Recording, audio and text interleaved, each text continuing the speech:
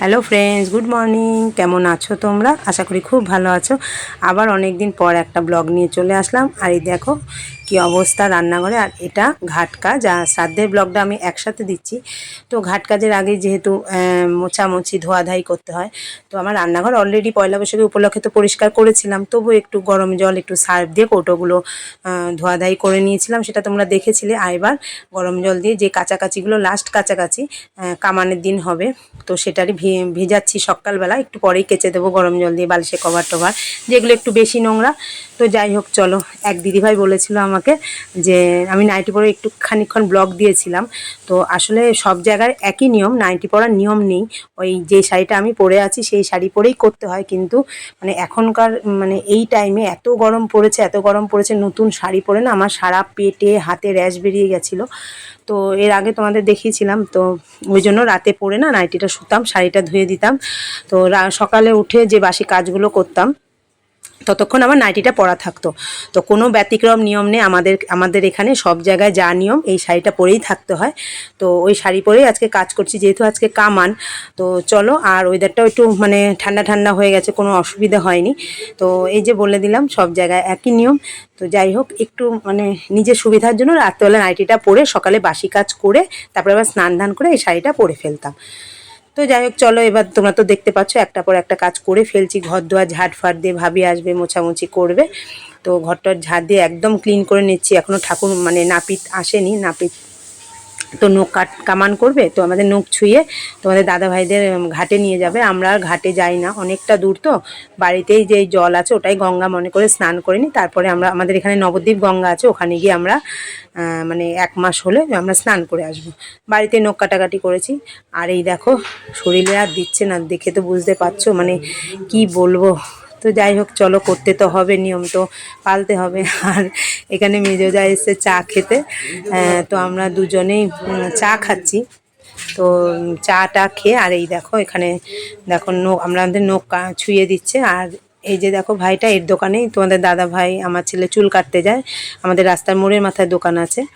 তো ওরা তো চলে গেছে ঘাটে, আর আমরা স্নান ধান করে এখানে ঘাটের পরে যে শাড়ি পরতে হতে, শাড়ি পরে যার যার বাপের বাড়ির থেকে দেয় সেই শাড়িটা পরে এখানে ফল টল কাটাকাটি চলছে। তো আর খেতে ইচ্ছে করছে না। দুই ননদ চলে এসছে ঘাট কাজের আগের দিন, ওরা বলছে তোমরা খাও খাও, আমি যে আর খেতে ভালো লাগছে না গো। তো যাই হোক চলো, দিনটা তো কভার করতে হবে। আর এখানে আমি শাশুড়ি মায়ের জন্য ছাদে চলে এসেছি, শাশুড়ি মাকে দিচ্ছি লাস্ট সাবু ফল মিষ্টি দিয়ে। তো চলো ছাদে দিয়ে দিলাম, কোনো সময় আমার ছাদে দিই, কোনো সময় ছোটো দেওয়ারের ছাদে দিই। আর এইখানে দেখো সব তোমাদের দাদা ভাইরা কামান সেরে ওরা ফল সাবু টাবু খাচ্ছে শাশুড়ি মায়ের ঘরে। আর এটা তো শাশুড়ি মায়ের খাট, আর আমি খাচ্ছি। আর এখানে এই যে মেজো যা আছে, ছোটো যা পাশে দাঁড়িয়েছিল খাচ্ছে।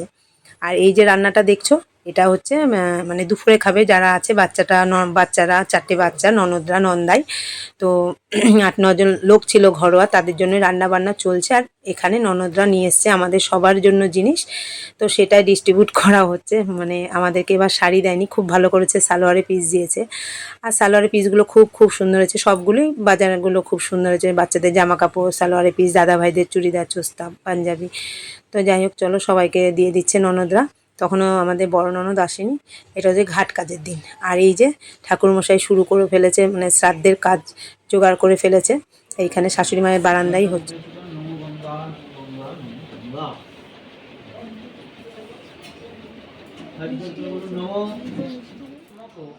চতুর্ধা শান্তিকর্মণি নমো স্বস্তি ভবন্ত ব্রুবন্তু, নমো স্বস্তি ভবন্ত ব্রুবন্তু।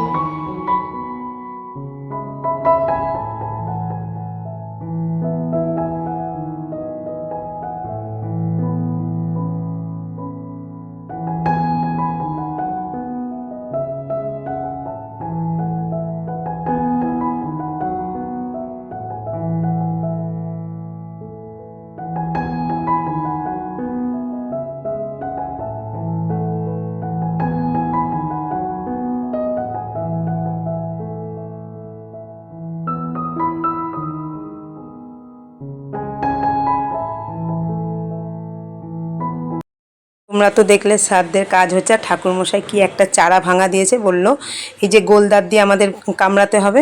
তো একজনের পর একজন শাশুড়ি মাকে আমরা জল দিচ্ছি, সে আমাদের 3 বউকে একসাথে বসিয়ে দিয়েছে, সেই নিয়ম কাজই চলছে। তারপরে দাদাভাই বসেছে, তারপরে নাতি নাতনিরা ছাতি লাঠি দান করবে, তো সেটাও তোমাদের সাথে একটু শেয়ার করলাম। তো আশা করি তোমাদের ভালো লাগবে, অনেকদিন পর ব্লগটা দিচ্ছি। আর এখানে ঘরের মধ্যে ভাগবত গীতা পাঠ হচ্ছে।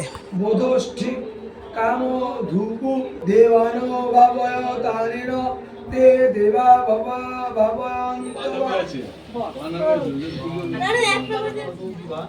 জশমরে পুণ্ডরিকাক্ষম সবাজ্য অভ্যন্তরসূচি নমঃ নমঃ।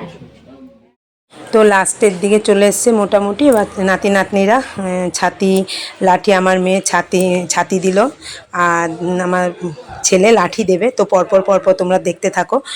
তো চলো, সাধারণত সব জায়গায় মানে মোটামুটি একই নিয়ম হয়। আর ওখানে তোমাদের দাদাভাই বসে আছে, আর এখানে সবাই যারা যারা শ্রাদ্ধ দেখতে এসছে আত্মীয় স্বজন সবাই এখানে বসে আছে। শাশুড়ি মায়ের কাজ চলছে শাশুড়ি মায়ের বারান্দাতেই।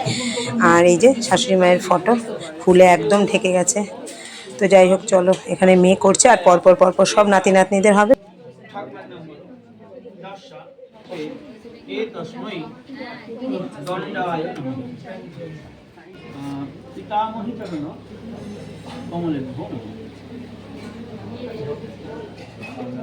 এই গরমটা ছিল। বিষ্ণু নম অদ্য।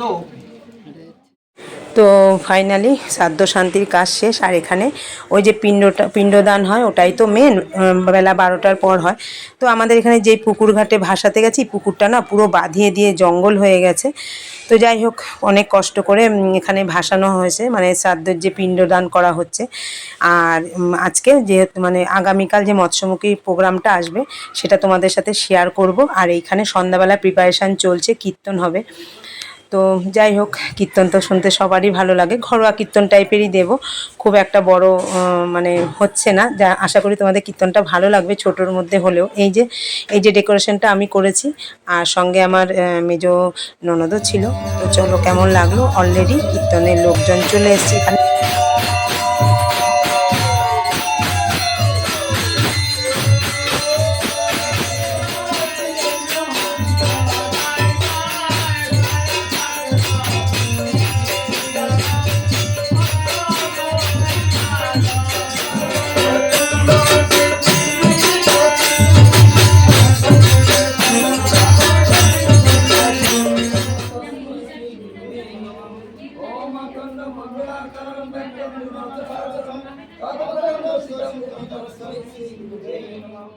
আর ওইদিকে তো কীর্তন হচ্ছে, আর এইখানে ওই যে কীর্তন আলাদের সাথে একটুখানি সে মানে খাবার দাবার ওদের করেছিলাম। আর একে দেখতে পাচ্ছ, কল্পনা, ইচ্ছে পূরণে কল্পনা আমাদের বাড়ির পাশেই থাকে, তোমরা জানো। ওই এসে আমাদের সঙ্গে হাতে হাত লাগালো, বললো দাও দিদিভাই, আমি একটু তোমার সাথে লুচি টুচি করি। তো ও কিছুটা ভাজলো, বড় ননদ আছে, ছোটো ননদ আছে, আর মেজো ননদ তো কীর্তনের এখানে ওদের সাথে মানে একটু সঙ্গ দিতে হয়, তো আমিও দেখছি। আর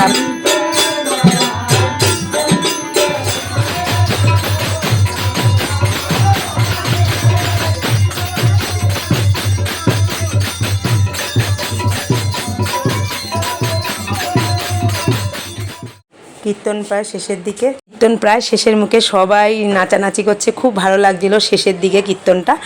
তারপরে ওনাদের একটু যেই জল মিষ্টি ব্যবস্থা করেছি, সেটাই তোমাদের সাথে শেয়ার করে দিলাম। আশা করি তোমাদের ভালো লাগছে আজকের ব্লগটা। তো আমার সাথে থেকো, পাশে থেকো। শাশুড়ি মায়ের কাজ চলে যাওয়ার পর আবার আমার দৈনন্দিনের ব্লগ চালু করব, তোমাদের সাথ দিতে পারবো। তো চলো, টাটা।